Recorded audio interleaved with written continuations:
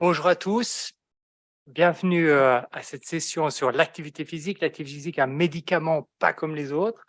C'est un grand plaisir pour moi d'animer cette session. Je suis David Nanchaine, je suis médecin interne généraliste, un des médecins cadres à Unisanté et professeur associé à l'UNI. C'est un grand plaisir pour moi, j'essaie d'animer cette session pour deux raisons. Premièrement, l'activité physique, c'est vraiment absolument central pour notre vie. L'exemple ici qu'on peut voir, c'est que quand on est dans un environnement qui est extrêmement défavorable pour notre santé, hein, voilà, on est dans l'espace, il y a les radiations, il y a un petit environnement, on ne peut pas bouger, et puis il n'y a pas la gravité qui agit sur nos muscles, de sorte que les muscles ne peuvent pas travailler, eh bien on est obligé de faire de l'activité physique pour rester en vie, hein, pour survivre dans ces conditions, et à quel point c'est puissant l'activité physique pour le bien-être de notre corps. Et puis la deuxième raison pour laquelle je suis très content d'être avec vous aujourd'hui, c'est qu'on a trois orateurs vraiment de qualité, autant parce qu'ils connaissent extrêmement bien la thématique que parce qu'ils sont des excellents communicateurs. Donc je me réjouis d'entendre Raphaël Bise, Jérôme Sprim et Mathieu Sobat qui vont donc nous présenter ces trois thématiques qu'on aura aujourd'hui. La première, c'est l'activité physique bénéfique à la santé, à quelle dose, quels effets, hein, voilà, combien faut-il faire d'activité physique pour que ce soit vraiment efficace? Qu'est-ce que ça veut dire être physiquement actif? Des questions très importantes ici qu'on aimerait clarifier. Le deuxième talk va être sur encourager et soutenir la reprise d'activité physique, le modèle pas plus. Voilà, ça c'est vraiment la collaboration entre les soignants, entre les professionnels de la santé et les spécialistes en activité physique. On peut plus passer, si on veut faire de la prévention maintenant, de travailler en interprofessionnalité et d'avoir la possibilité de référer les patients à de l'activité physique. Donc, on va discuter de ces thématiques-là. Et puis, à la fin, on va mettre en lien l'activité physique et la nature, voilà, dans un joli projet qui s'appelle les effets de l'immersion en forêt sur la santé, l'étude BIFIT. On verra peut-être que l'activité physique, c'est pas uniquement faire des marathons, mais c'est aussi un peu de contemplation dans la nature. Et là, on aura Mathieu Sobat qui nous expliquera cette thématique. Alors, les orateurs auront chacun 20 minutes à disposition pour parler de leur thématique. 5 minutes de questions ensuite après chaque présentation. Donc, ce sera vraiment l'occasion derrière vos écrans voilà, de poser des questions puisqu'on va pouvoir répondre à ces questions après ces 20 minutes, de sorte qu'à la fin des trois présentations, on se retrouvera autour des 18h30 pour conclure cette session. Alors, sans plus attendre, donc j'appelle le docteur Raphaël Bise pour nous parler donc de l'activité physique bénéfique à la santé, quelle dose, quels effets. Raphaël. Donc, les thèmes que je souhaitais aborder ce soir, c'est de revoir un peu les définitions de l'activité physique. Ça peut paraître évident pour beaucoup des personnes qui assistent à la présentation, mais on verra qu'il y a quelques nuances qui sont importantes. On verra aussi quelles sont les caractéristiques de l'activité physique auxquelles il faut prêter attention quand on s'intéresse aux bénéfices de l'activité physique pour la santé. On verra ensuite quels sont ces effets justement de cette activité physique sur la santé et on terminera par la question de la gestion des risques qui est évidemment aussi un aspect important de la promotion de la santé par l'activité physique. Donc, comme définition de l'activité physique, ça c'est vraiment tout effort qui est exercé par la musculature squelettique au-delà de la dépense énergétique au repos. Donc on voit que ça couvre un champ très très large d'activités depuis vraiment des activités qui pourraient être considérées comme assez sédentaires, comme faire la vaisselle, jusqu'à des activités extrêmes comme courir des ultramarathons, par exemple.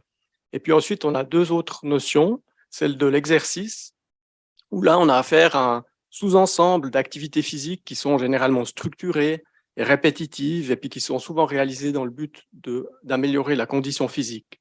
Et puis finalement, la notion de sport, qui est souvent celle qui vient en premier à l'esprit, notamment des personnes sédentaires, quand on leur parle d'activité physique, souvent, elles imaginent rapidement la notion de sport, elles font une association rapide avec le sport, c'est ce dont on parle le plus dans l'espace public, dans les médias.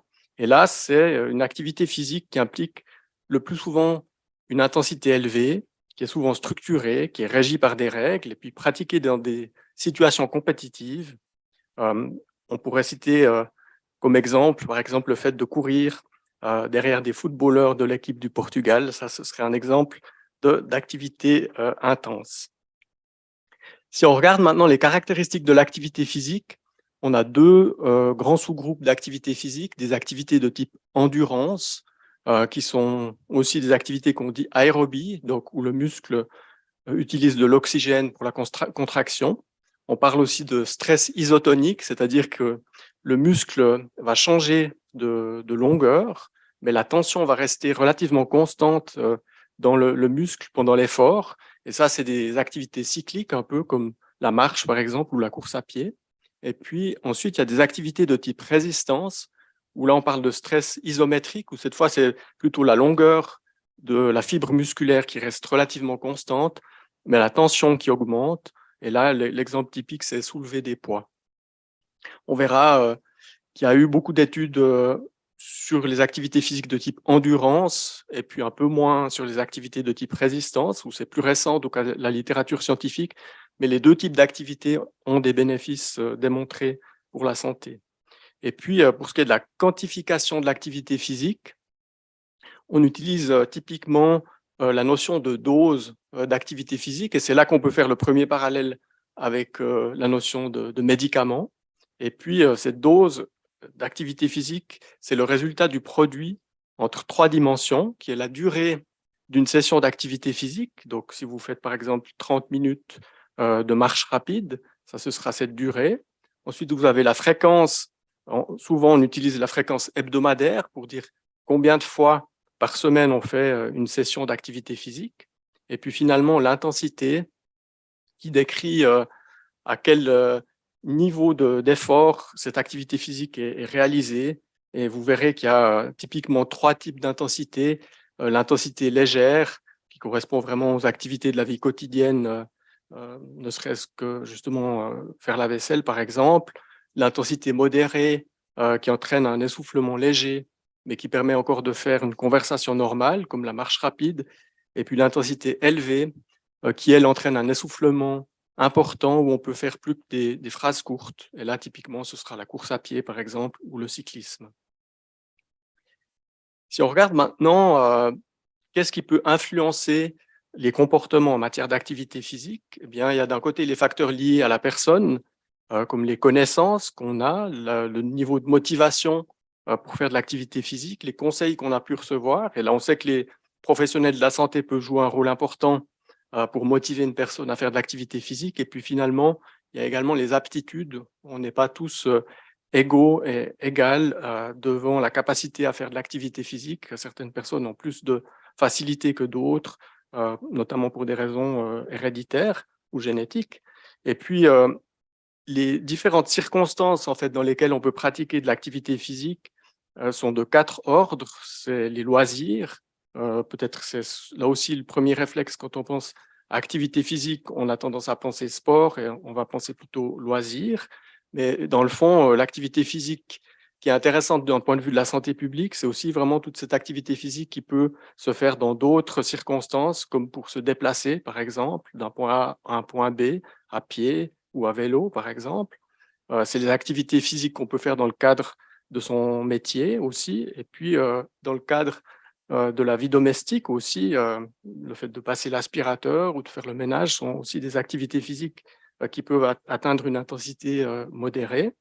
Et puis finalement, il y a aussi les caractéristiques de l'environnement physique et social qui peuvent influencer de manière importante la pratique d'une activité physique.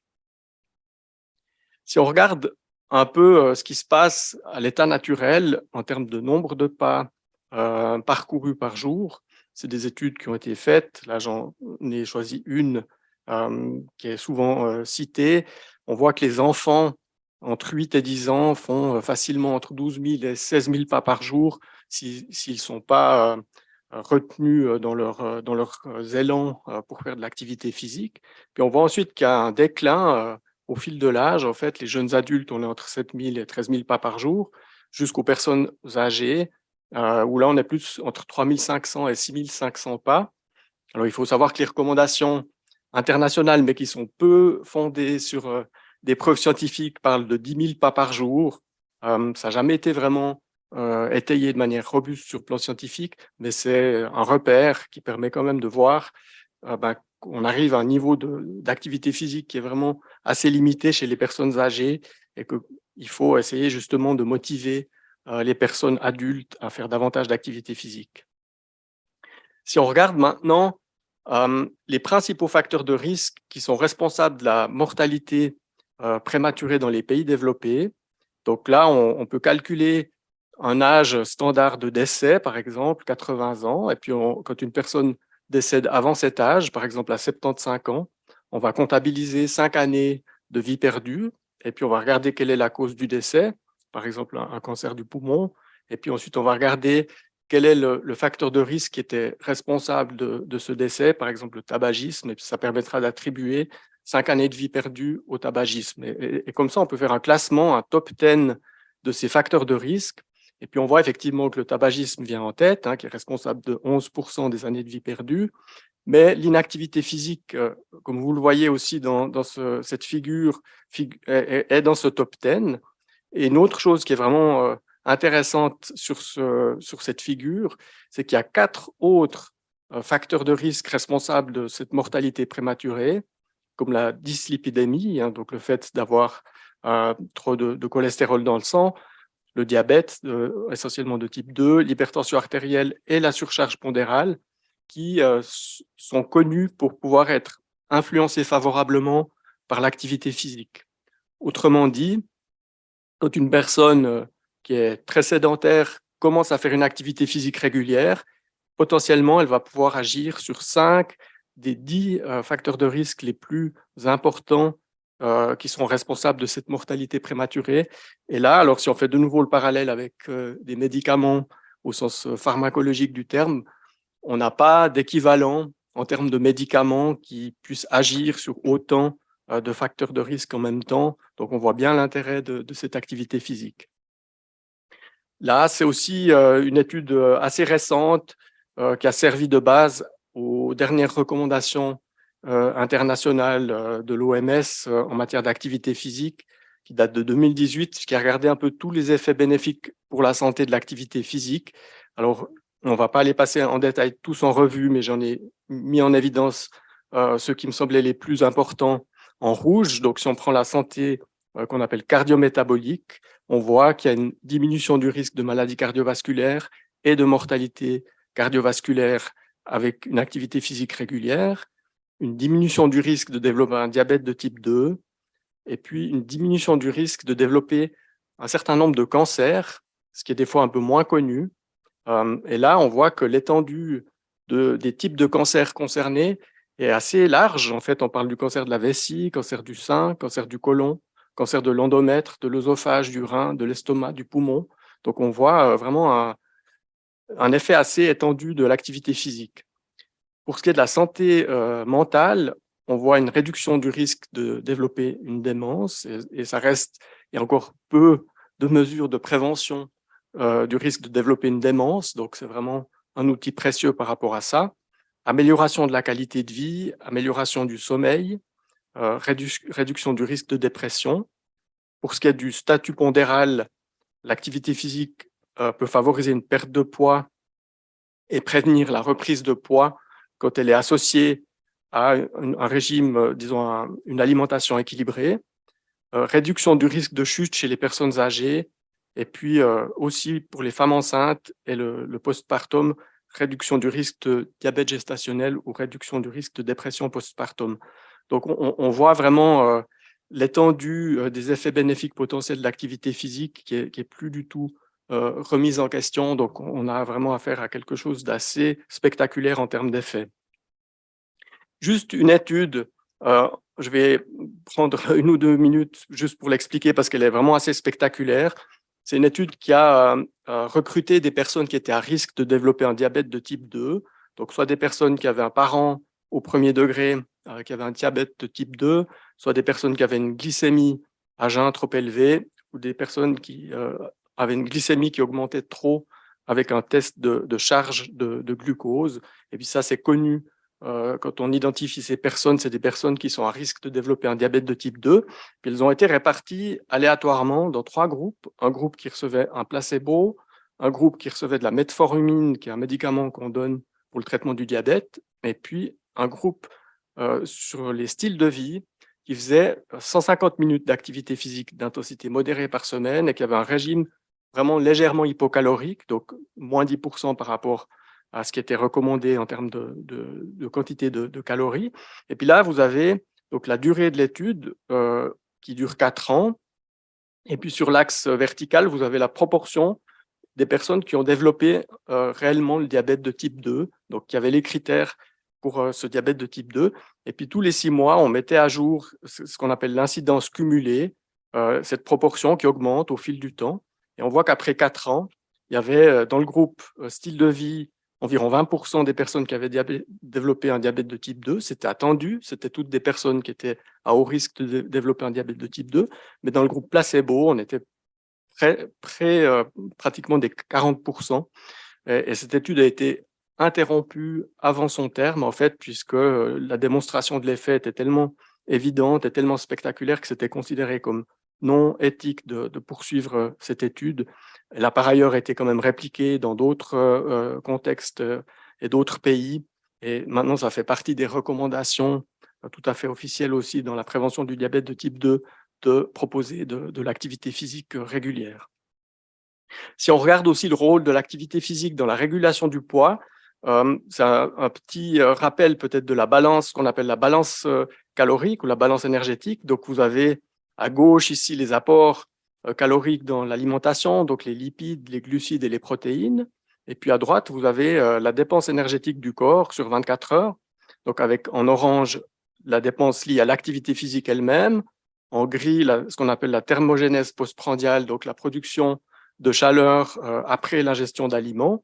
Et puis on voit que la grande partie de la dépense énergétique du corps sur 24 heures, c'est ce qu'on appelle le métabolisme basal, qui est l'énergie utilisée pour le fonctionnement des cellules, y compris au repos. Et puis on voit que cette capacité de réguler cette balance, elle est aussi dépendante de la génétique, hein, il y a des susceptibilités individuelles, mais l'intérêt de l'activité physique, c'est pas tellement d'augmenter cette partie orange, parce qu'on voit que ça représente qu'une petite proportion des dépenses caloriques de la journée. Donc, si on fait très ponctuellement, par exemple en janvier, après des excès liés aux fêtes de fin d'année au niveau alimentation, puis on se dit on va faire pendant 3 semaines beaucoup d'activités physiques, ça aura un impact très limité sur la régulation du poids. Par contre, si on arrive à convaincre une personne sédentaire d'être régulière dans la durée, eh bien, elle va modifier sa composition corporelle, donc augmenter sa masse musculaire, diminuer sa masse graisseuse, et ça aura comme impact d'augmenter le métabolisme basal, puisque le muscle au repos consomme plus de calories que le tissu adipeux. Donc, le muscle va quelque part travailler 24 heures sur 24, même quand on dort, pour faciliter cette régulation de la balance énergétique. Donc, ça, c'est aussi un message. Vaut mieux vraiment une régularité, une intensité modérée dans la durée si on veut bénéficier des bénéfices de l'activité physique. Là aussi, une analogie peut-être avec les médicaments. Vous avez ici ce qu'on appelle une courbe dose-réponse. Vous auriez ici en bas une dose croissante d'activité physique sur l'axe horizontal, puis sur l'axe vertical, vous avez les bénéfices pour la santé. Eh bien, on n'a pas affaire à une droite qui serait, voilà, où chaque augmentation de la dose d'activité physique engendrerait un bénéfice identique à chaque fois supplémentaire pour la santé, mais on a vraiment une courbe qu'on dit curvilinéaire, c'est-à-dire qu'on obtient plus de bénéfices quand on passe de 0 activité physique à un peu d'activité physique de manière régulière, que si on fait déjà la course à pied tous les jours et qu'on s'entraîne, disons, on veut faire un marathon entier alors qu'on est capable de faire facilement un demi-marathon. Là, on va gagner peu de bénéfices pour la santé. Et si on voulait montrer les risques liés à l'activité physique, on aurait un peu une image en miroir, c'est-à-dire une courbe où on a peu de risques pour des doses faibles d'activité physique, puis où les risques s'accroissent quand on, on arrive dans des doses élevées d'activité physique. Tout ça ont permis, toutes ces informations scientifiques là ont permis d'élaborer des recommandations qui sont justement reconnues sur le plan international, mais qui sont aussi développées en Suisse par un réseau qui s'appelle EPA, qui est un acronyme pour Health Enhancing Physical Activity.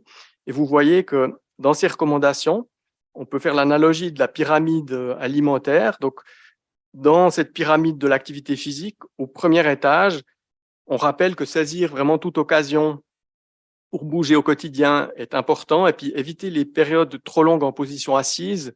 On conseille d'interrompre ces positions assises au moins toutes les heures. Et puis, si on veut tirer davantage de bénéfices pour la santé, alors il faut essayer de viser ce deuxième étage, et on peut y arriver de différentes manières.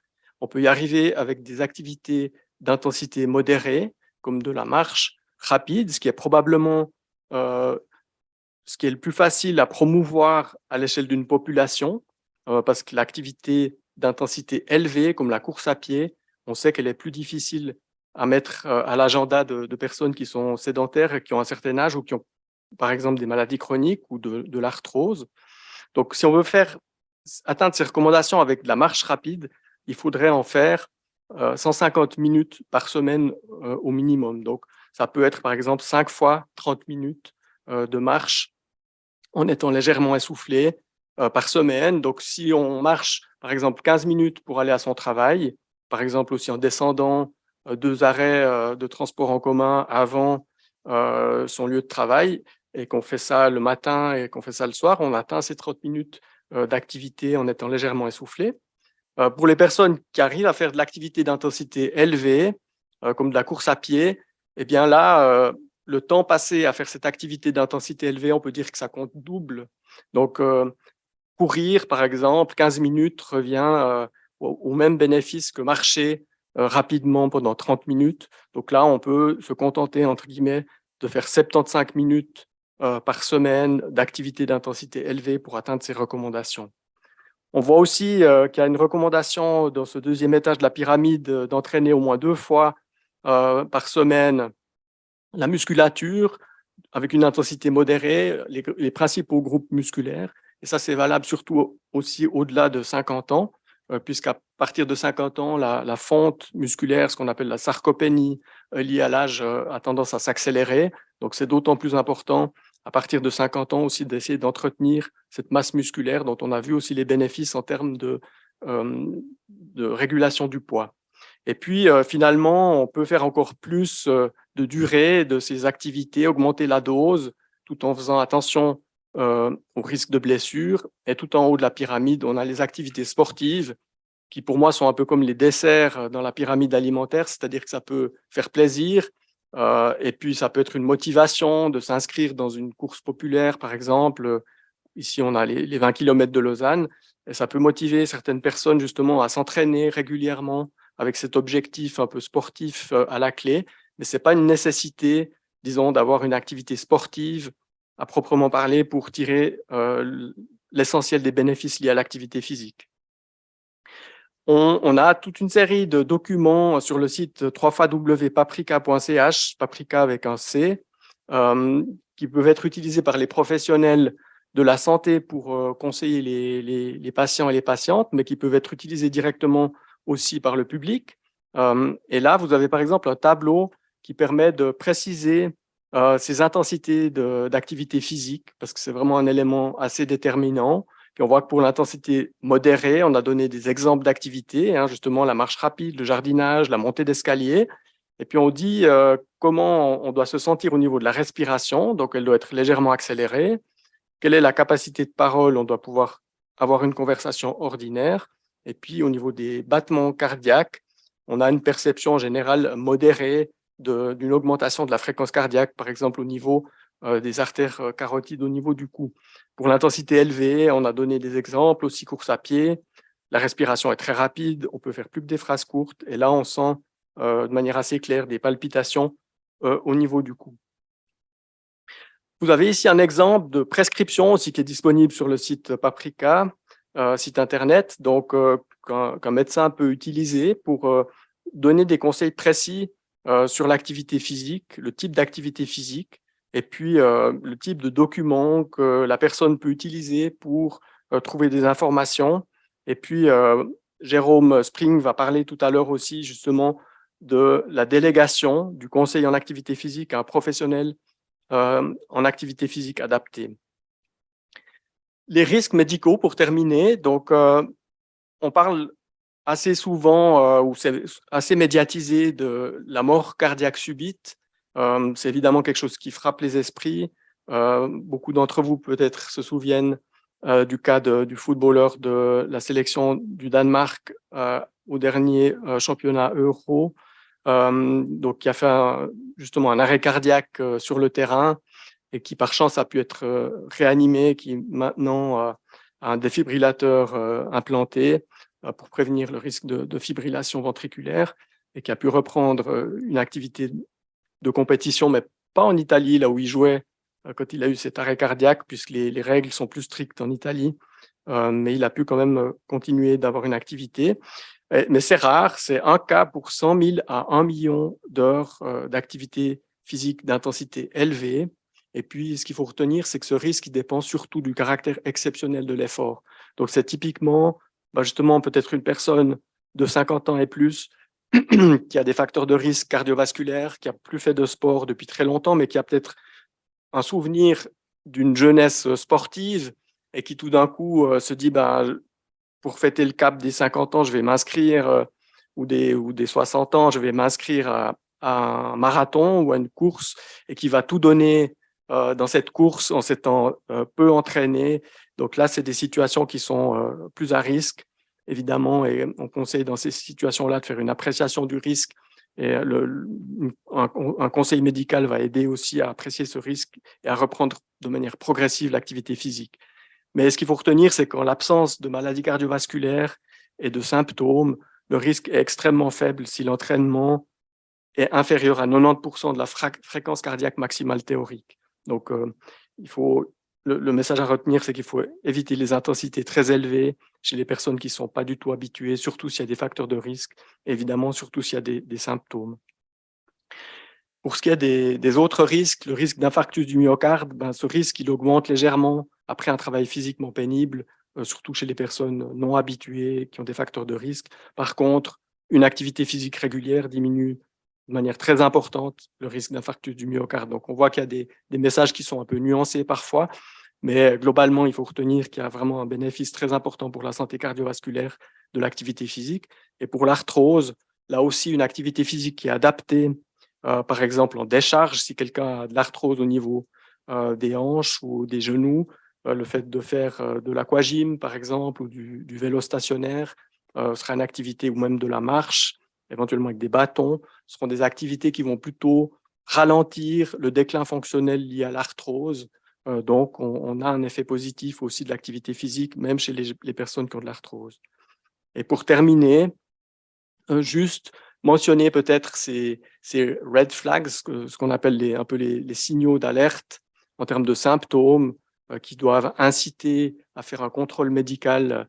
C'est évidemment si on a des douleurs thoraciques à l'effort, qui peuvent évoquer de l'angine de poitrine, par exemple. Si on a un essoufflement, une fatigue très inhabituelle, une personne qui court toutes les semaines, 2 fois par semaine, une piste Vita, et puis qui vient chez son médecin et qui dit « je ne comprends pas, depuis 3 semaines, je suis beaucoup plus essoufflé que d'habitude », là, ça doit inciter à faire des examens. Le fait d'avoir des vertiges ou une perte de connaissance à l'effort, ça c'est aussi quelque chose de très inhabituel. Autant on peut avoir un malaise vagal quand on est longtemps immobile, au chaud par exemple, et puis perdre connaissance, et puis on reprend tout de suite connaissance quand on chute parce que la pression au niveau cérébral revient à la norme. Mais quelqu'un qui tombe dans les pommes ou qui a vraiment des vertiges importants au moment de l'effort, c'est très inhabituel parce que le corps, normalement, il s'adapte à l'effort et il fait tout pour maintenir une pression suffisante au niveau cérébral, un débit suffisant au niveau cérébral pour qu'on ne perde pas connaissance. Et finalement, comme autre symptôme d'alerte, c'est l'orthopnée ou la dyspnée paroxystique nocturne. Donc, c'est des essoufflements qui peuvent survenir la nuit ou en position couchée. Le fait d'avoir des œdèmes des membres inférieurs, donc un gonflement des membres inférieurs, qui peuvent évoquer une insuffisance cardiaque et puis une tachycardie ou une arythmie soutenue. Le fait d'avoir des extrasystoles isolées, c'est très fréquent et c'est la plupart du temps banal. D'avoir un battement prématuré ou deux battements prématurés isolés, mais disons d'avoir une tachycardie ou une arythmie soutenue, là aussi doit inciter à faire des examens médicaux. Voilà, je vous remercie pour votre attention et je réponds volontiers aux questions. Merci beaucoup, Raphaël, pour cet exposé très clair, très brillant. Alors, je vais peut-être là comme ça, ouais. Voilà, on reste à côté. Alors, est-ce qu'il y a des questions dans la salle? Moi, j'en ai déjà une ou deux, mais est-ce que, n'hésitez pas, est-ce qu'il y a déjà des questions sur le chat? Ouais, elles sont là. Alors, bonjour. Hop. Ou non, j'arrive pas à les lire. Hein. Ah. Ah voilà, merci. Alors, le métabolisme basal augmente en fonction de l'activité physique que nous faisons, n'est-ce pas? Oui, alors justement par l'intermédiaire de la composition corporelle en fait. Donc, ça veut dire que quand on a une activité physique régulière de manière soutenue, on va augmenter sa masse musculaire, on va diminuer sa masse graisseuse. Et puis le tissu adipeux est très inerte au repos. Un adipocyte consomme très peu d'énergie au repos. C'est-à-dire qu'une cellule musculaire doit reconstituer le stock d'ATP pour la contraction musculaire. Ça, c'est des choses qui se font au repos. Donc une cellule musculaire, c'est une usine qui continue de fonctionner pendant la nuit. Et donc, si on arrive à modifier favorablement sa composition corporelle, on aura un métabolisme basal qui sera plus élevé. C'est aussi pour ça, souvent, on voit que les gens qui font de l'activité physique de manière très régulière, c'est souvent des personnes qui sont moins habillées dans une salle que les autres parce que elles génèrent aussi une chaleur liée à ce métabolisme basal qui fait qu'on est un peu moins sensible à la température, au froid aussi, quand on a une activité physique très régulière. Merci beaucoup. Il y a une deuxième question. Je voulais profiter de l'occasion pour affirmer que l'OFSP a intégré dans une enquête la question de la connaissance des recommandations en matière d'activité physique. Les résultats 2022 seront bientôt disponibles.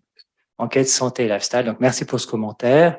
Et puis, notre question, et l'effet se fait ressentir au bout de combien de temps? Donc voilà, je pensais en lien justement avec ce métabolisme basal et puis l'activité physique que nous faisons. Alors, là, disons, on n'a pas de données extrêmement précises ou de consensus. Je dirais c'est plus une réflexion de bon sens, mais on considère au bout de 6 mois, disons qu'on peut espérer avoir un effet pendant une régularité de cette activité physique et une dose suffisante. On peut espérer qu'après 6 mois, on ait un effet, a fortiori après une année. Par contre, ce qu'on sait aussi, et ça c'est un peu la mauvaise nouvelle, c'est que quand on arrête, malheureusement, les effets bénéfiques de l'activité physique disparaissent progressivement aussi en 6 mois, une année. Donc, c'est quelque chose qu'il faut maintenir dans la durée. J'ai une petite question, Raphaël, merci beaucoup. Tu as évoqué que l'activité physique réduit le risque de développement de la démence. Est-ce qu'on a des indications sur le moment auquel il faudrait commencer à faire de l'activité physique pour diminuer la démence? Je serais tenté de dire le plus tôt possible, disons. Je pense qu'évidemment, si on commence à à 60, c'est jamais trop tard. Ça c'est important. Ça a été bien démontré. Il y a beaucoup d'études qui montrent qu'on peut vraiment tirer des bénéfices de l'activité physique, même si on commence par exemple à 75 ans. Par contre, c'est clair que la démence, par exemple la démence vasculaire, pour une personne qui a des facteurs de risque, par exemple qui a du tabagisme de longue durée, c'est difficile de complètement revenir en arrière s'il y a une artériosclérose, une sclérose de la vascularisation cérébrale. Mais il y a quand même des études qui ont montré un effet bénéfique aussi sur l'artériosclérose, même quand elle est déjà établie chez les personnes qui commencent à faire une activité physique. Donc, je dirais, c'est jamais trop tard, mais évidemment, plus on commence tôt, et c'est aussi l'intérêt d'avoir des campagnes de promotion de l'activité physique dans la petite enfance. Il y a un programme Paprika Petite Enfance aussi de formation des professionnels qui vise aussi à sensibiliser les parents de jeunes enfants à l'importance de l'activité physique. Merci beaucoup pour ce commentaire. Je crois qu'on est obligé de passer à la prochaine présentation. Merci beaucoup, Dr Raphaël Biz, pour cet exposé. Alors, les prochaines questions, c'est une question sur les spécialistes en activité physique et puis une question aussi sur des aspects plus médicaux de l'activité physique. Ben, je pense reposez-les parce qu'on aura avec nos deux prochains orateurs l'occasion de parler en fait de ces thématiques-là. Alors, j'accueille maintenant le docteur Jérôme Spring, qui est spécialiste en activité physique adaptée, chef de projet à Unisanté, et qui va nous parler de ce projet fascinant qui a été monté, le projet Pas à Pas Plus, encourager et soutenir la réponse de l'activité physique, le modèle Pas à Pas Plus. Jérôme.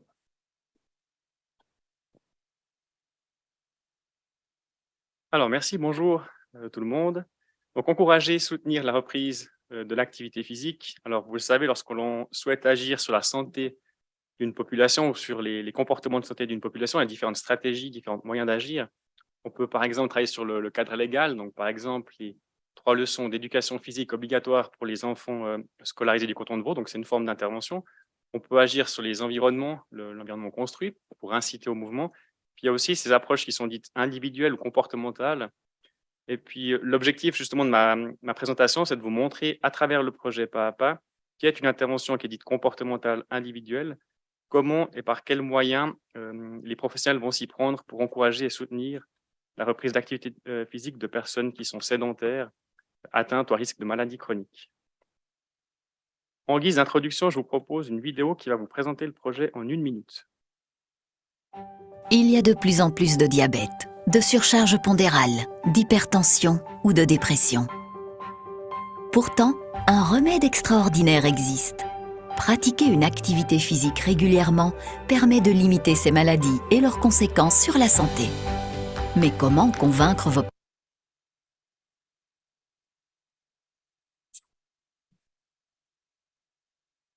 patients ou bénéficiaires d'en faire? Vous, médecins, professionnels de la santé et du social, pouvez vous appuyer sur les spécialistes de Pas à Pas Plus. Pas à Pas Plus propose un programme inédit qui accompagne vos patients ou bénéficiaires pour les aider à reprendre une activité physique. Pour en bénéficier, il suffit de remplir en 5 minutes une prescription sécurisée en ligne et confier ainsi votre patient ou bénéficiaire aux spécialistes de Pas à Pas Plus dans l'un de nos sites de consultation du canton de Vaud. Il est pris en charge pendant 3 à 6 mois par Pas à Pas Plus, qui fixe avec lui un objectif personnalisé, adapté à ses envies et capacités, pour lui permettre de recommencer et retrouver plaisir à bouger. Pas à Pas Plus fait ensuite un compte-rendu de suivi pour le prescripteur. Ensemble, contribuons à remettre en mouvement ceux qui en ont besoin.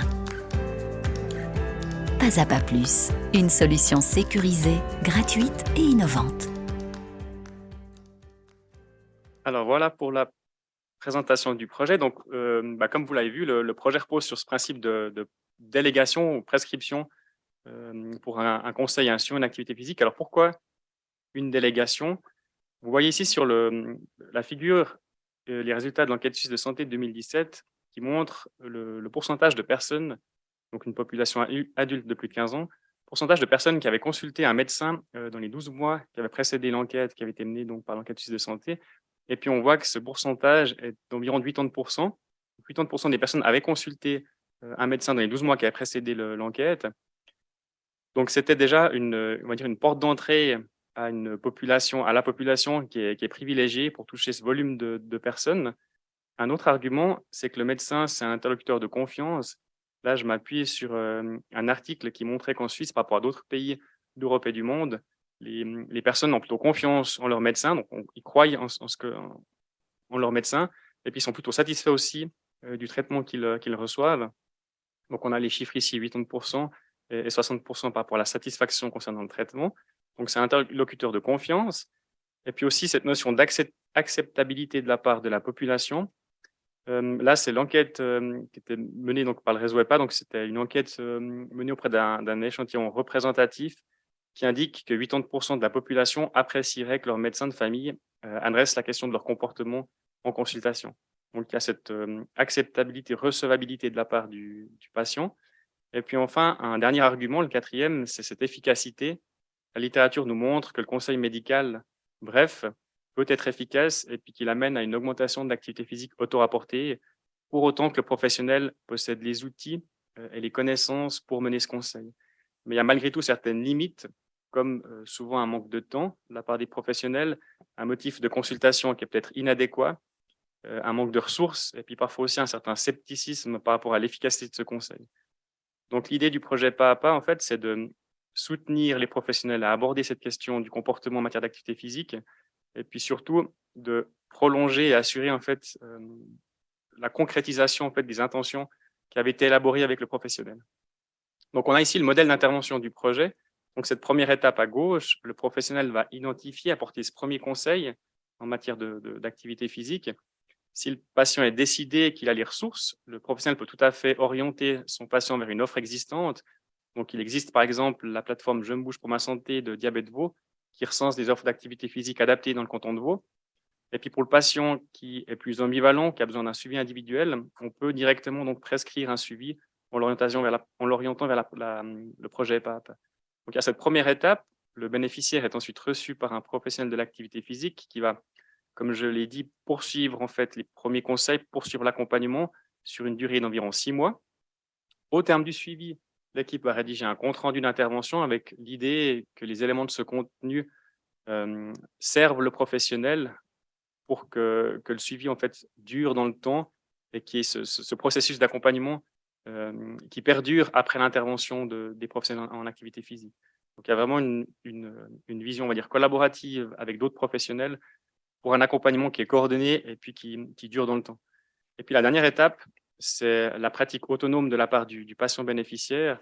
Très rapidement, les professionnels vont essayer de discuter avec le patient bénéficiaire quels sont les moyens, stratégies pour intégrer une activité physique de manière pérenne, soit dans la vie quotidienne ou une activité qui est plus structurée, encadrée dans la communauté, par exemple. Donc voilà pour le modèle d'intervention. Concrètement, le processus d'accompagnement, donc il y a un entretien initial d'1 heure, 1 heure et demie avec le bénéficiaire, et puis un entretien final qui est à peu près la même durée, qui se fait aussi en entretien face à face. Entre ces deux entretiens, généralement, il y a une alternance d'appels et d'entretiens individuels. On peut aussi proposer, si le bénéficiaire le souhaite, et si c'est possible, en fonction de disponibilité, des activités physiques qui sont aussi collectives et qui sont encadrées. Donc voilà un petit peu pour le contenu de l'accompagnement. Donc notre intention, notre objectif, c'est de travailler sur ce comportement, modifier ce comportement. Et puis, on sait que ce comportement pour qu'il se manifeste, il faut être motivé. En tout cas, la motivation à changer doit être plus grande que la motivation de ne pas changer. Et là, on comprend cette motivation qui est à la fois une motivation qui est raisonnée et qui est réflexive. Je sais que je dois bouger, c'est bon pour ma santé. Mais il y a aussi toute cette motivation qui est plutôt spontanée, intrinsèque, qui nous pousse à rester assis. On n'est finalement pas si mal assis, et plutôt aller vers de la nourriture qui n'est pas forcément équilibrée. Donc, on a cette motivation qui est là, mais il y a aussi d'autres facteurs d'influence comme la capacité et les opportunités, des facteurs qui sont plutôt externes ou internes. Donc, par exemple, la capacité, donc se sentir capable de mettre en place le comportement, être capable tant sur le plan physique que psychologique de mettre en place le comportement. Donc, on peut penser par exemple à une santé physique qui pourrait être une barrière, par exemple un comportement, ou des ressources cognitives, par exemple insuffisantes, qui pourraient par exemple aussi être une barrière ou influencer négativement le comportement. Puis de l'autre côté, on a les opportunités. Là, on peut penser aux opportunités physiques, l'environnement construit, par exemple, on a discuté en introduction, mais aussi la dimension culturelle ou sociale, qui est aussi un facteur d'influence important du comportement. Donc, le professionnel va devoir considérer la motivation de la personne, mais ce contexte général avec ses facteurs d'influence externes et internes, physiques, psychiques, sociales et culturelles, qui vont agir sur ce comportement. En général, ce qu'on constate, c'est que si c'est important pour la personne, si c'est le bon moment et si la personne se sent capable, c'est 3 indicateurs qui sont importants puis qui donnent des chances de succès de modifier le comportement.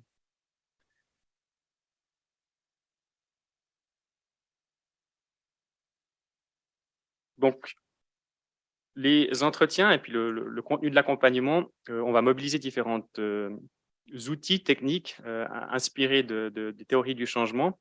Il y a tout d'abord cette posture qui est empathique, donc c'est cette capacité à apprécier les émotions d'autrui sans rejoindre ses émotions. Donc, on parle vraiment d'empathie et pas de sympathie. Une posture qui est guidante, on va accompagner la personne dans son objectif. Donc, ce n'est pas une approche qui est directive, donc c'est une approche collaborative. Et puis, évidemment, une posture bienveillante, non jugeante. Et la qualité, en fait, cette posture qui est développée dans l'entretien va participer à la qualité de la relation. Et puis, cette qualité de la relation va faire émerger énormément d'informations, souvent des informations personnelles qui concernent le bénéficiaire, intimes parfois, sur le fonctionnement familial, par exemple. Et puis, c'est des informations qui sont très denses, qui vont sur les aspects émotionnels. Elles sont vraiment importantes pour nous professionnels parce qu'elles nous permettent de comprendre les enjeux du changement, on l'a dit, concernant les facteurs d'influence, mais elles nécessitent aussi un effort important de la part du professionnel de focalisation pour recentrer régulièrement la consultation sur l'objet et le motif de consultation. Voilà pour la posture. Et puis après, comme je l'ai dit, l'histoire biopsychosociale, elle n'est pas investiguée, il n'y a pas une anamnèse systématisée de l'histoire biopsychosociale. En fait, elle se construit par cette posture et cette alliance. Les professionnels vont passer à travers l'entretien. On va essayer de questionner les comportements à changer, les motivations. Elle fait passer par ces différents éléments-là. Ça va nous permettre de structurer l'entretien d'une certaine façon, puis aussi de faire élaborer le patient bénéficiaire sur les raisons du changement. Et je vous ai mis un exemple ici de questions qu'on va poser. Donc, c'est principalement des questions ouvertes qui vont justement pousser à l'élaboration. Que pensez-vous de vos habitudes en matière d'activité physique? Ça permet de questionner sur les représentations, sur les pratiques antérieures, par exemple. Quelles seraient pour vous les raisons de changer? Donc, sur les intentions et les motivations. Dans quelle mesure avez-vous confiance en vous pour y arriver? Donc, ce type de questions va nous permettre de faire élaborer le bénéficiaire. Et puis après, il y a tout ce travail de reformulation et de reflet. Je vais y revenir tout à l'heure. Et vraiment, l'idée ici, c'est de vous montrer vraiment des techniques très pratiques qu'on utilise. Donc, tout d'abord, l'éducation par l'information. Donc là, l'objectif, c'est d'amener des compétences et des connaissances supplémentaires au bénéficiaire. J'ai repris l'exemple que vous a présenté tout à l'heure Raphaël Bise, donc cette relation dose-réponse. Prendre conscience des bénéfices de santé qu'on peut attendre en fonction de l'effort investi, c'est quelque chose qui parle beaucoup aux bénéficiaires. Donc, essayer d'amener de l'information avec des supports visuels, par exemple. Il y a la balance décisionnelle, donc faire élaborer le patient bénéficiaire sur les avantages du changement, les inconvénients du statu quo, faire élaborer aussi la personne sur les avantages du statu quo et les inconvénients du changement. Donc, on ne va pas nécessairement parler que des raisons, oui, il faut changer, c'est bon pour la santé, mais on va aussi faire élaborer la personne sur les avantages de ne pas changer. Et si elle est inactive jusqu'à présent, c'est qu'elle a de bonnes raisons. Elle fait de la faire élaborer, discuter sur sa situation actuelle et de faire des reformulations et des reflets. Ça lui permet de se sentir entendue, comprise, et ça nous permet d'éviter certaines résistances et puis de glisser progressivement sur plutôt un discours changement d'ailleurs, sur les raisons du changement, les inconvénients du statu quo. Donc, c'est vraiment une balance. On va travailler des deux côtés en cours d'entretien. Le rappel d'expérience, là, c'est pour aller du côté plutôt, la dimension émotionnelle. On peut évoquer des expériences passées positives, donc lier une émotion positive à une pratique antérieure, mais c'est aussi un rappel d'expérience de succès qu'on peut aller rechercher par ce type d'approche. Les apprentissages de conséquences vicariantes, donc c'est ces apprentissages sociaux où la construction en fait, de ses capacités ou de son auto-efficacité, elle se construit en regardant et en observant le comportement d'autres individus. Donc, c'est quelque chose qu'on peut aussi aller rechercher et travailler avec ces activités physiques qui sont menées en groupe, collectivement, pour autant, de nouveau, que l'activité soit vraiment adaptée aux bénéficiaires. On peut prendre l'exemple d'une personne avec une obésité très sévère qui rejoint un groupe de personnes avec des caractéristiques similaires, va se rendre compte que oui, c'est possible de marcher. Finalement, je marche peut-être aussi bien que les autres. Et puis, je me découvre, en fait, par rapport aux autres, j'ai une grande souplesse, par exemple, ou j'ai une excellente coordination. Donc, ça permet de travailler sur ce sentiment d'auto-efficacité, par exemple. Mais encore une fois, il faut être attentif au groupe et puis aux caractéristiques de l'exercice qui est proposé pour ne pas avoir l'effet inverse, évidemment. La fixation d'objectifs, très souvent, les personnes viennent très motivées et puis veulent marcher 30 minutes par jour, tous les jours de la semaine, et puis perdre du poids, c'est souvent ce qui ressort. Le rôle du professionnel, c'est évidemment ajuster l'objectif, souvent de le revoir à la baisse, de fixer des objectifs qui sont tangibles, Après, ce qui nous intéresse le plus, c'est de travailler sur le processus qui va mener à l'atteinte de l'objectif, et on va surtout valoriser le processus et les capacités qui ont permis d'atteindre l'objectif plutôt que l'objectif en soi, au niveau de la posture professionnelle. La planification du comportement, ça c'est très, très pragmatique. C'est voilà, dans mon agenda, à partir de 17h, je ne mets plus aucun rendez-vous professionnel. Je rentre chez moi, j'ai mon sac qui est prêt, ma veste qui est prête, mes baskets sont prêtes. Dès que je rentre, je sors. Donc, je planifie mon comportement, il est agendé. Puis il y a cette stratégie qu'on appelle aussi la stratégie du si alors. Si je rentre et puis qu'il pleut, alors je mets mon réveil 10 minutes plus tôt le lendemain et je fais une routine de 3 exercices à la sortie du lit.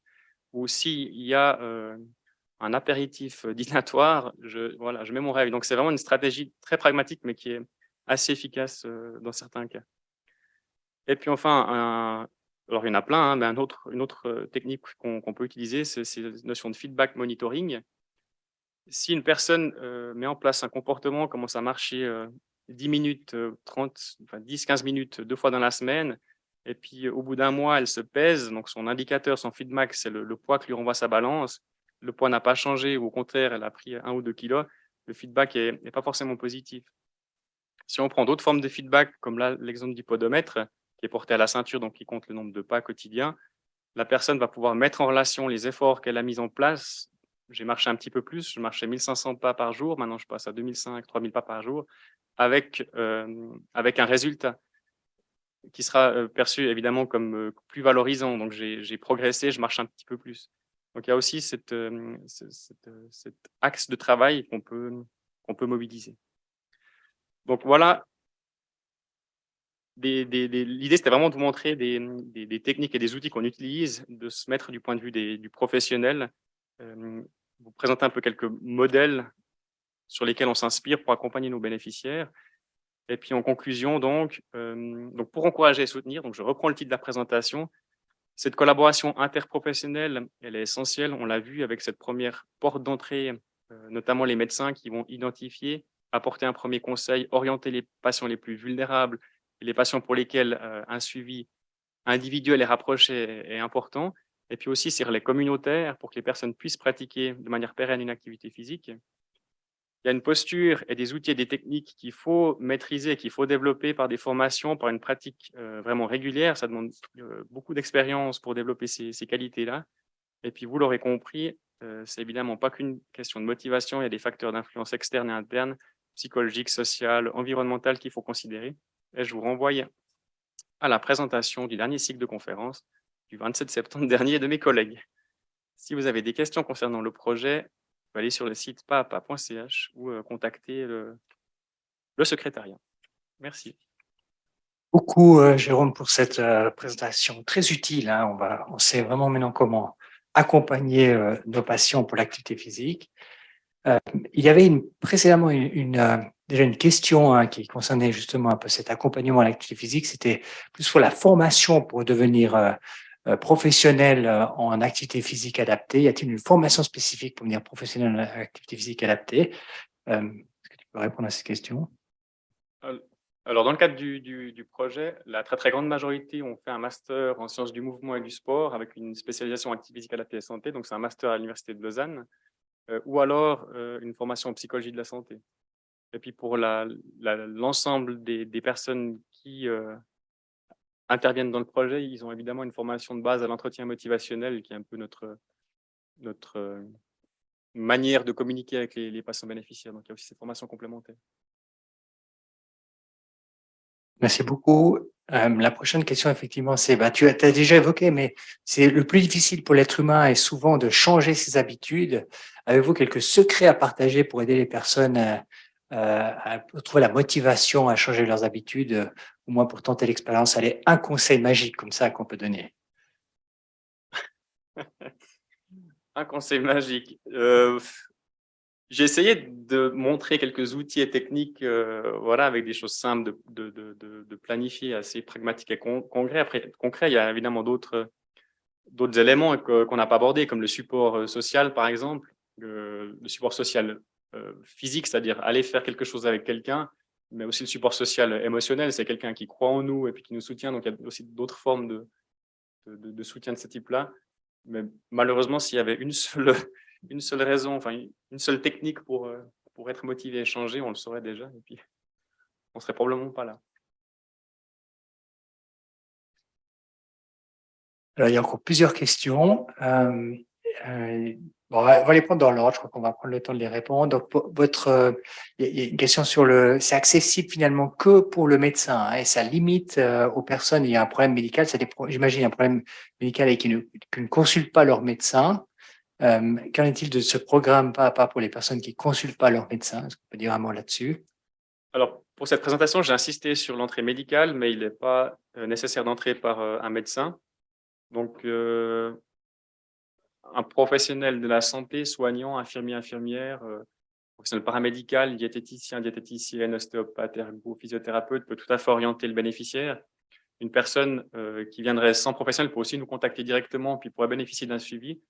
L'objectif de passer par le professionnel, c'est de sensibiliser le professionnel à apporter ce premier conseil, puis leur travail collaboratif. Donc, dans notre modèle d'intervention, on espère pouvoir travailler avec des professionnels qui nous orientent, les bénéficiaires qui suivent les patients sur le long terme, mais c'est tout à fait possible de bénéficier d'un suivi sans passer par un médecin.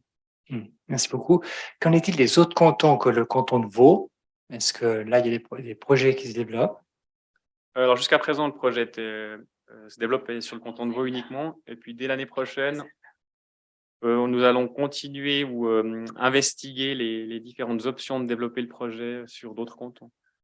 Donc, on a l'intention de sortir du canton de Vaud, puis de faire bénéficier de cette expérience à d'autres cantons. Merci beaucoup. Et puis là, on va prendre encore deux questions. Donc, une fois que l'individu est motivé, que reste-t-il à faire dans la communauté pour que la motivation perdure? La question communautaire, est-ce qu'il y a des choses à proposer? Alors, l'expérience qu'on a, c'est que la majorité des bénéficiaires souhaitent une activité supervisée. Il y a en général moins de monde qui souhaite pratiquer une activité physique individuelle. Et puis, l'activité physique structurée supervisée doit être adaptée aux caractéristiques de nos bénéficiaires. Et puis, le constat qu'on fait, c'est qu'il y a malheureusement un manque d'activité physique accessible, surtout d'un point de vue financier, pour les personnes qui auraient certaines limitations physiques ou peut-être peu ou pas d'expérience. Donc, il y a vraiment un travail encore à faire et puis on essaie d'y participer pour développer des offres qui soient financièrement accessibles et puis adaptées à la condition physique, psychique des bénéficiaires et des personnes. Merci beaucoup. Puis alors, peut-être la dernière question. Il y a un formidable programme, bravo. Effectivement, on se rejoint à ça. Pourquoi est-il réduit maintenant, ce programme? Pourquoi est-il Réduit? Pourquoi est-il diminué? Pourquoi ce programme diminue sur le canton de Vaud pour le moment? C'est la question. Pourquoi est-il réduit? Alors, il n'est pas réduit. Alors, si c'est relatif au projet, donc le projet, je n'ai pas dit, mais il bénéficie d'un financement de promotion santé suisse. Donc, c'est un projet innovant qui a une durée de financement, effectivement, mais les consultations continuent l'année prochaine. Excellent. Merci beaucoup, Dr. Jérôme Spring, pour toutes ces explications. Et il y a vraiment beaucoup de questions. On voit que c'est vraiment un sujet passionnant. Mais on doit passer à la prochaine présentation qui est tout aussi passionnante. C'est le Dr. Mathieu Sobad, qui travaille à la fois à Unisanté et au CHUV comme médecin du sport. À Unisanté, il est responsable de la consultation conseil en activité physique. Et puis, il va nous parler d'un projet passionnant, les effets de l'immersion en forêt sur la santé, l'étude BIFID, donc le lien activité physique et nature. Alors, docteur Mathieu Sobad est à distance pour donner cette présentation. Alors, Mathieu, j'espère que tu es là. La parole est à toi. Bonjour à tous et à toutes. Merci David. J'espère que vous m'entendez bien. Si on me dit rien, je pense que c'est tout bon. Donc, je m'excuse, je suis chez moi pour des contraintes personnelles. Je vais vous parler donc effectivement de l'effet d'un certain environnement. En fait, effectivement, on en a parlé avant d'activité physique, et l'idée c'est de mettre une couche supplémentaire, de voir dans quelle situation, dans quel environnement on peut pratiquer cette activité physique. Et si on regarde notamment la forêt, ça peut être quelque chose d'assez intéressant. On va regarder ça avec l'aspect justement plutôt scientifique des choses. Alors, j'essaie de voir comment je peux passer. Alors, j'arrive pas à passer la slide suivante. Voilà. Merci.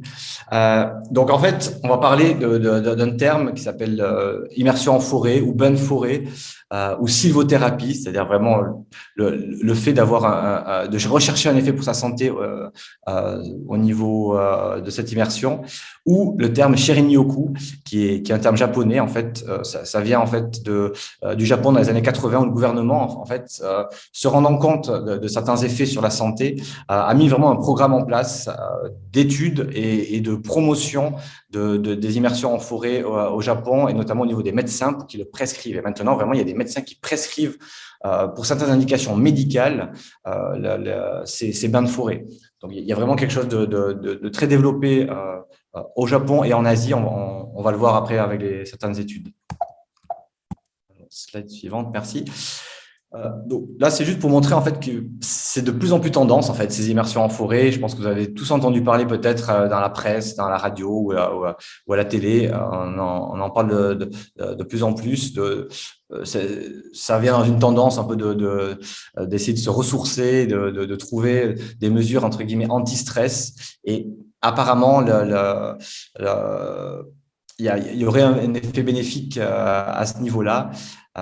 Mais c'est vrai que c'est bien d'avoir des sensations positives et des retours positifs des gens, parce que je ne sais pas si les gens qui écoutent ont déjà fait des balades en forêt ou même dans la nature en général, mais là on va voir spécifiquement la forêt. Mais c'est autre chose de le prouver et de montrer vraiment qu'il y a un effet. Donc c'est là où c'est intéressant et c'est là nous en tant que médecins on a envie de s'y intéresser pour savoir si on peut avoir un outil non médicamenteux, un outil thérapeutique que l'on peut prescrire à nos patients. Cette suivante, merci. Donc, finalement, je me suis intéressé à la littérature d'abord avant de vous parler de l'étude à proprement parler qu'on a développée. Donc, je vais vous montrer quelques données parce que c'est important de savoir après quel état des lieux avant de se plonger sur une étude que l'on veut faire dans nos forêts ici autour de Lausanne. Que dit la littérature, là, c'est simplement un graphique qui montre le nombre d'études qui ont été publiées au fil des années sur ce thème-là, que ce soit la forest walking, forest therapy, nature therapy, etc. en 2021, jusqu'à 2021. Et vous voyez qu'il y a une augmentation, une tendance nettement en augmentation. Même si globalement, quand on fait de la recherche, quand on regarde ces chiffres-là en termes de nombre de publications par année, c'est assez peu quand même. C'est vrai, il y a quand même très peu de littérature encore dessus, mais c'est au niveau scientifique, il y a quand même un intérêt de plus en plus croissant en tout cas. Alors, si on regarde un peu, j'ai essayé de résumer notamment avec un article qui résumait un peu les différentes qui utilisait les études les mieux construites, en fait, surtout les études contrôlées. Donc, on avait un contrôle pour voir l'effet. Et donc, ils ont retenu 28 études. Qu'est-ce qu'on regarde, en fait? On voit que c'est très hétérogène. C'est-à-dire que c'est difficile d'avoir une homogénéité dans ces études. C'est-à-dire que les interventions, c'est soit des marches en forêt, soit on demande aux participants de faire de la méditation en forêt, soit on fait du yoga en forêt, soit il y a des exercices de pilates en forêt, soit il y a des études qui ont évalué des gens qui restaient sur place, soit assis, soit debout, mais qui restaient 1 heure ou 2 sur place en forêt. Donc, c'est vrai que c'est difficile de dégager des fois des tendances, vu que l'intervention, et notamment l'activité physique qui est associée finalement, ou même l'activité mentale, peut être différente. Les principaux messages de ces études et des experts sont, l'expérience des 5 sens, c'est-à-dire vraiment aller en forêt. On a vraiment une utilisation, entre guillemets, des 5 sens, que ce soit notamment de la vue, de l'ouïe, de l'odorat, mais aussi on peut avoir également le toucher, par exemple. Et aussi la notion d'activité physique. Effectivement, les effets potentiellement positifs vont être combinés, évidemment, avec ceux de l'activité physique. Plutôt d'une activité modérée, mais ça dépend, rien n'empêche d'aller courir évidemment en forêt ou faire d'autres activités plus physiques en forêt. Alors, si on regarde un peu plus précisément, les mesures auto-rapportées, c'est-à-dire les mesures des questionnaires qui sont moins valides que des mesures très objectives, en fait, sont reportées dans 16 études, donc finalement au moins une bonne moitié des études, alors que les mesures physiologiques que ce soit le sang, l'urine, la salive, des marqueurs spécifiques que l'on mesure sont faits que dans certaines études et finalement peu d'études, en tout cas dans ce panel des études les plus solides. Et qu'est-ce qu'on voit comme résultat? Et finalement, sur la santé, la tendance, c'est quand même d'avoir des résultats assez intéressants. C'est-à-dire qu'il y a des effets significatifs sur la tension artérielle, 4 sur 8 études qui l'ont montré, sur la fréquence cardiaque de repos, qui est aussi un marqueur cardiovasculaire intéressant, 2 sur 3 études, une stimulation du système nerveux parasympathique. Donc là, en fait, on arrive à toucher finalement un système nerveux où on sait que ça va avoir un effet relaxant sur notre système nerveux, ce système nerveux parasympathique, et on sait qu'il a notamment des liens avec le système endocrinien, le système psychocomportemental, le système immunitaire, le système inflammatoire. Donc, il y a quand même des effets objectifs intéressants sur ce système qui pourraient expliquer l'effet relaxant, on va dire. Mais c'est sur 4 sur 7 études. Diminution du cortisol, adrénaline et d'autres hormones ou neurotransmetteurs qui rentrent dans des hormones du stress notamment. Donc ça peut être intéressant aussi de montrer que finalement, il y a moins d'hormones du stress dans ces interventions en forêt. Stimulation du système immunitaire et d'antioxydants, donc là aussi des effets positifs plutôt de stimuler des hormones, on va dire, positives. Un effet relaxant qui a été montré avec un électroencéphalogramme dans une étude. Et aussi des effets psychologiques. Clairement, il y a pas mal d'études notamment sur l'effet sur une diminution du stress émotionnel, notamment dépression, anxiété, fatigue, sur 11 sur 14 études. Donc là, il y a vraiment un effet intéressant, notamment sur le plan psychologique. Là, c'est pour montrer un peu l'état de ces différentes études. Et si on regarde finalement le haut, on voit que finalement la grande majorité des études sont faites en Asie. C'est pas étonnant, comme je vous l'ai dit, ça a commencé au Japon et ça s'est diffusé surtout en Asie. Encore une fois, là, on parle des études les plus qualitatives. Il y en a une en Pologne, donc une seule étude vraiment retrouvée en Europe. Donc, on manque vraiment d'études solides en Europe. La majorité sont quand même pas toutes des études randomisées contrôlées, RCT, bon, bref, une qualité, on va dire, supérieure. Finalement, on voit que la majorité, 17 études sont faites sur des populations saines et pas que sur des patients. Donc là, ça nous intéresserait de voir notamment au niveau de certains patients. La majorité aussi sont faites plutôt soit des personnes entre 18 et 30 ans ou alors des personnes de plus de 45 ans. Et aussi après, au niveau des échantillons, vous voyez que c'est entre 20 et plus de 50 personnes, on voit, mais ça peut être suffisant des fois pour montrer des effets. Et aussi, ce qui est intéressant de savoir, certaines études ont étudié des effets de moins de 3 jours, ou des effets de quelques heures à 1 ou 2 ou 3 jours, alors que certaines études ont fait également des immersions sur plusieurs jours, en fait. Là aussi, ça peut être intéressant de voir s'il y a des effets différents.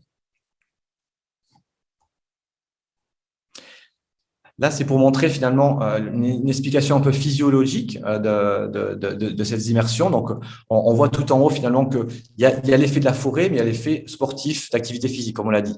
Et finalement, il y aurait une augmentation de ce système nerveux sympathique, donc parasympathique plutôt, donc une action relaxante et diminution du système nerveux sympathique et le système activant, si vous voulez. Donc, bref, il y a cet effet relaxant au niveau du système nerveux qui en découlerait parce qu'on sait qu'il est lié vraiment à beaucoup de choses, comme je disais, au niveau du système hormonal, immunitaire, etc. Et cardiovasculaire, parce que c'est lui qui contrôle le tonus des vaisseaux. Et donc, on peut voir que sur la partie de gauche, on a les effets physiologiques au niveau cardiovasculaire, endocrinien, métabolique, immunitaire, antioxydant, alors que les effets psychologiques vont montrer l'état émotionnel, l'attitude, la récupération après une certaine pathologie, les comportements d'adaptabilité. Donc, voilà, il y a quand même un substrat intéressant et ça conclut par donc cette immersion en forêt aurait un effet positif sur la régulation finalement physiologique de certains marqueurs et diminuerait le stress psychologique. Donc finalement, là aussi, là où c'est intéressant, c'est comment ça marche. Qu'est-ce qui fait que finalement, ok, on a une influence potentielle sur l'être humain, qui est encore à démontrer. On a vu qu'il y a des effets intéressants, mais c'est pas encore. On a besoin encore de plus d'études qualitatives et en nombre dessus. Mais finalement, quelles sont les explications? Et là, finalement, les auteurs montrent plusieurs effets.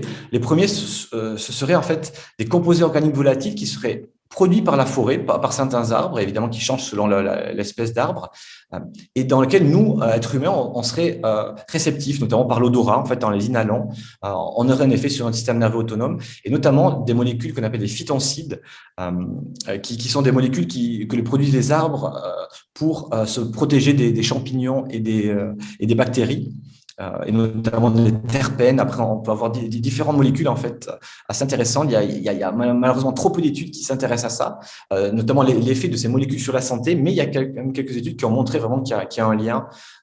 Donc, ça pourrait être une des explications claires de cette immersion spécifique en forêt au niveau de ces composés organovolatiles. Après, il y a la température, l'influence de l'humidité. On sait qu'on peut avoir un effet à ce niveau-là, un effet de la qualité de l'air et de la concentration en oxygène augmentée dans ces environnements-là, et qui fait le contrepoids avec notre environnement, notamment urbain. Si on habite en ville, on est très pollué, entre guillemets, au niveau de la ville, au niveau de la qualité de l'air et sonore, par exemple. Et donc, se retrouver en contraste dans la nature va faire ce contraste au niveau de la qualité de l'air.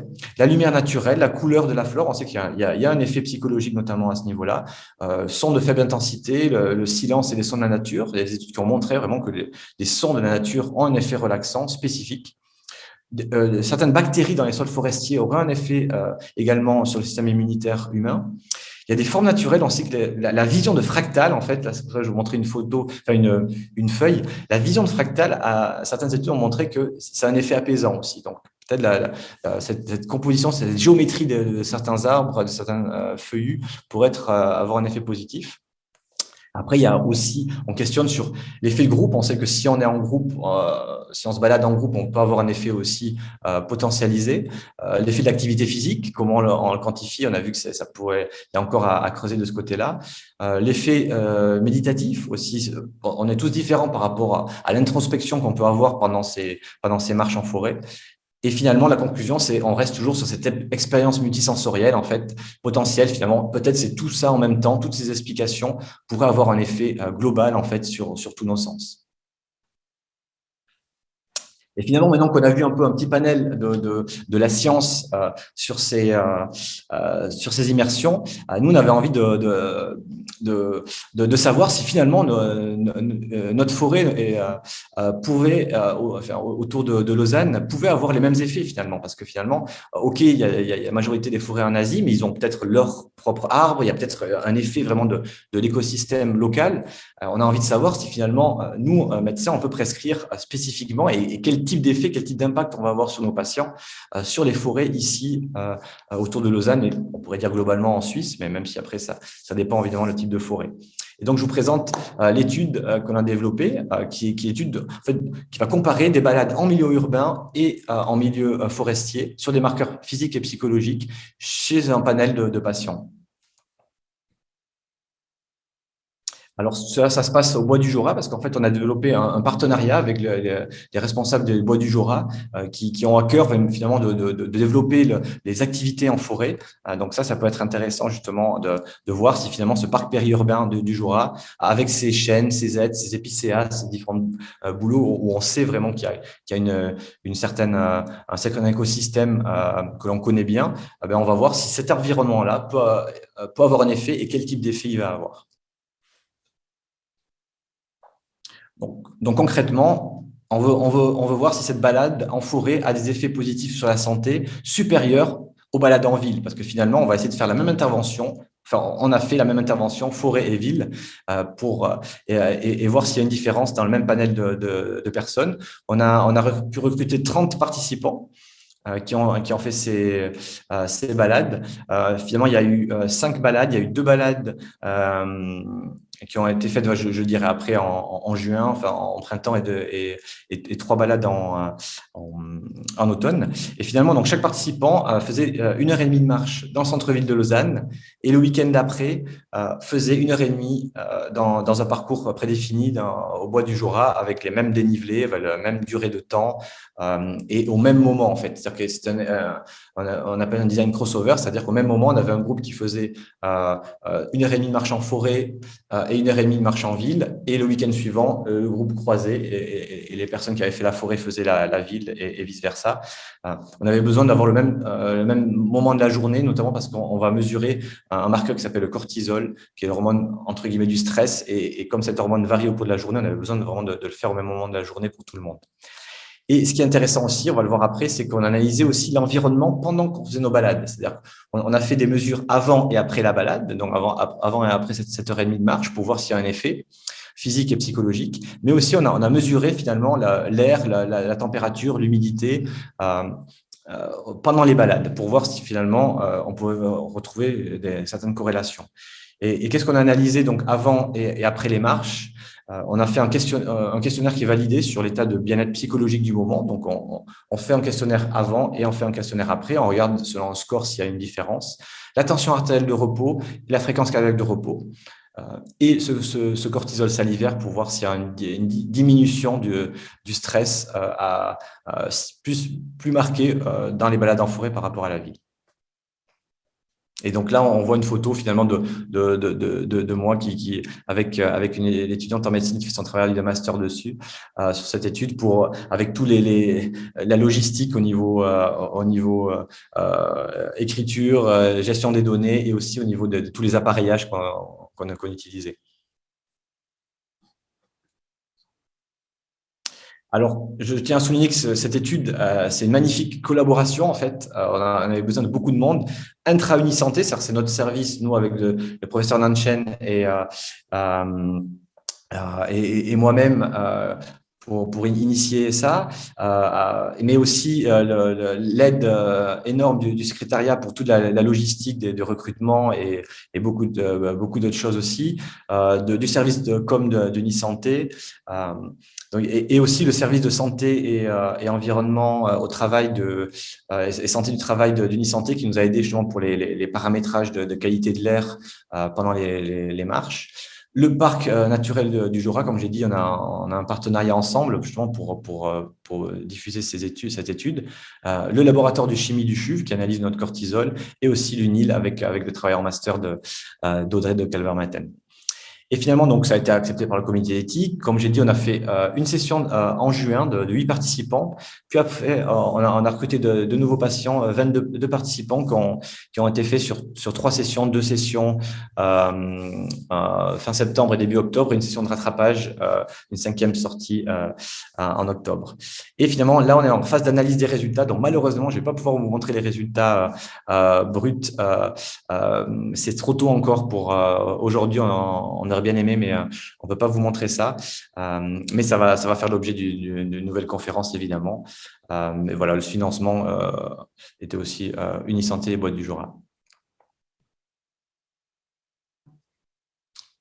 Et donc, on a diffusé pas mal de choses. Donc, on a eu une journaliste qui est une émission CQFD de la RTS qui nous a suivis. Donc, vous pouvez voir le podcast si ça vous intéresse pour creuser un peu le sujet. On a AD News aussi qui a fait un article dessus. On a fait des conférences. Et on a eu de la chance aussi d'avoir un prix de la Ligue vaudoise cardiovasculaire, justement, pour le design de notre étude. Et il se réjouit d'avoir les résultats. Donc, on a un bon support à ce niveau-là. Et pour terminer quand même, je vous montre les premiers résultats. Alors, ce n'est pas les résultats sur les paramètres de santé, mais c'est juste sur les résultats sur l'analyse de l'environnement. Comme vous pouvez le voir, sur les colonnes de gauche, on a analysé notamment le bruit, la température et l'humidité. Donc, on avait à cœur de quantifier cet environnement. Et en moyenne, si vous regardez en vert le côté forêt et en gris, vous voyez, donc la moyenne au niveau du bruit est nettement 10 décibels en moyenne de moins en forêt par rapport au centre-ville. La température de plus de 10 degrés de moins. Alors, il faut savoir qu'en juillet, on avait des fortes chaleurs, donc il y avait vraiment un gros différentiel. Clairement, en ville, ils ont vraiment eu du mal. On voit que ça montait à 35-37 degrés pendant les sessions. Et aussi, au niveau de l'humidité, évidemment, en forêt, l'humidité est nettement supérieure qu'en ville. Donc ça, au niveau des marqueurs, on a bien montré ça, cette différence.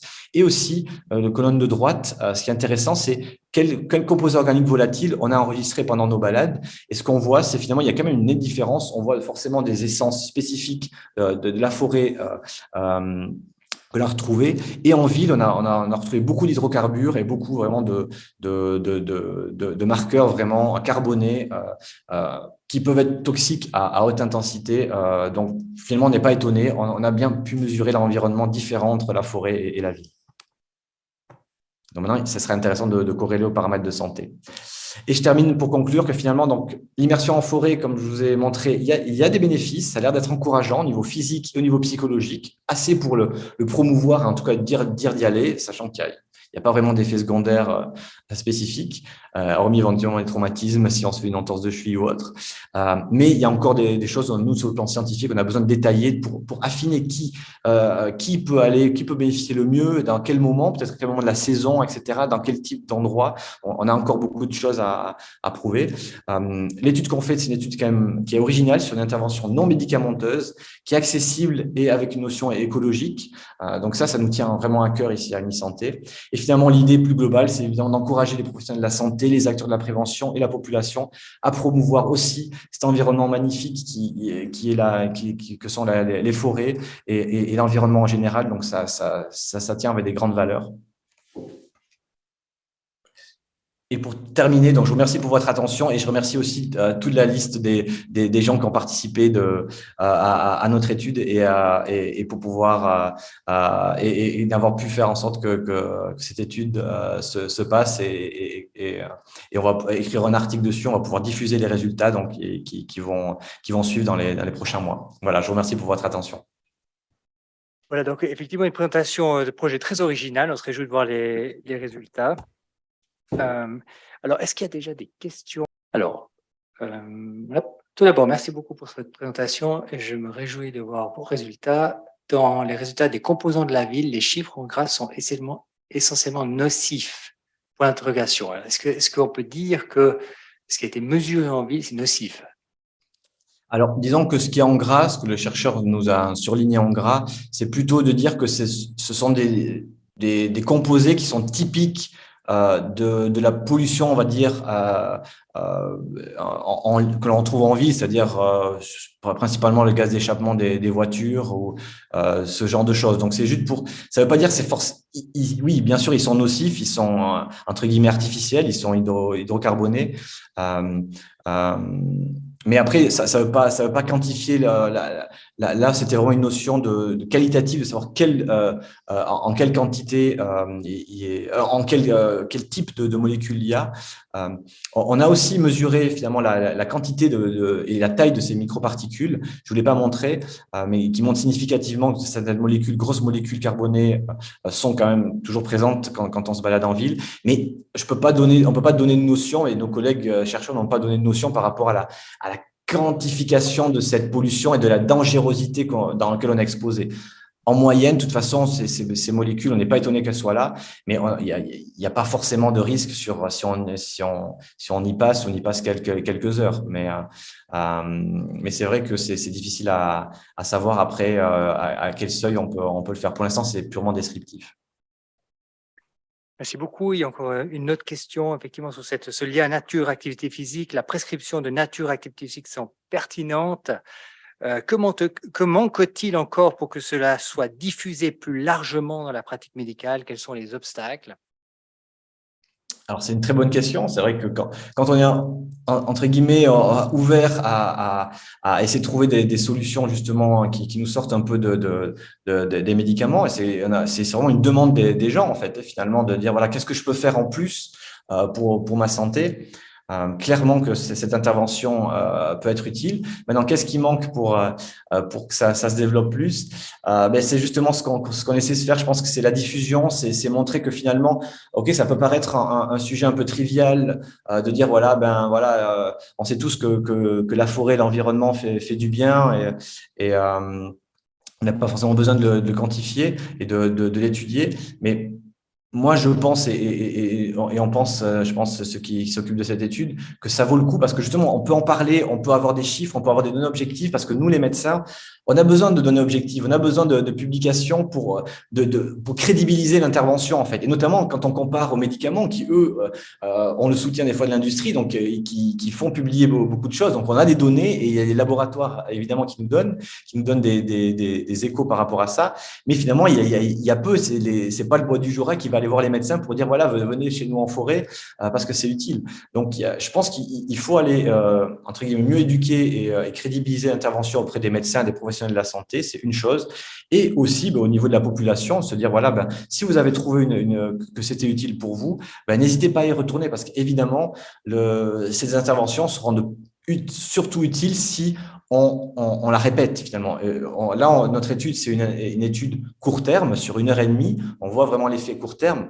Mais certaines études en Asie ont montré que finalement, si on le répète, on va avoir des effets potentiels intéressants sur le plus long terme, notamment sur la tension artérielle ou sur des effets, on va dire, anxiolytiques, antidépresseurs.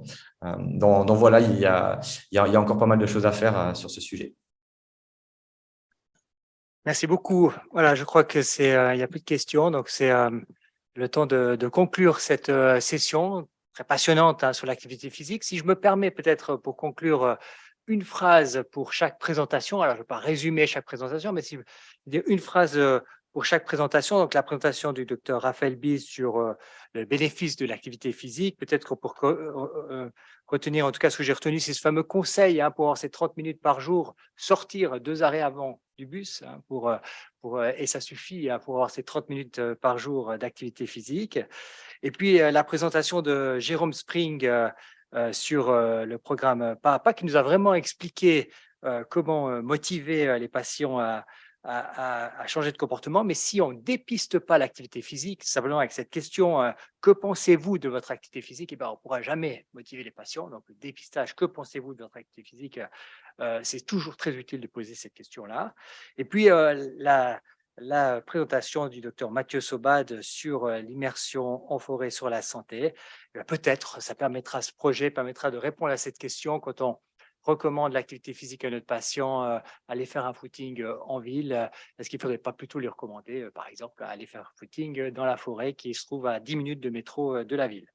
Voilà, alors merci beaucoup hein, encore une fois pour tous les orateurs de cette présentation. Merci beaucoup pour votre participation à distance pour toutes les questions. Vous avez fait l'effort d'être à distance et de poser vos questions à distance. Merci beaucoup pour ça.